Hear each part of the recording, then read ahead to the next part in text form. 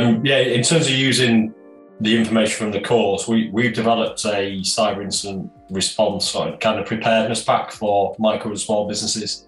So it'll be a matter of revising that against what we've learned today so that we can ensure that it's consistent with NTSC approved materials and training, and that we're cascading the right knowledge to that audience who would otherwise not be able to access it in taking the time out for formal training like this. So the idea for us is we give them a structured plan that they can follow, a bit like a recipe. So that's certainly the learning for me.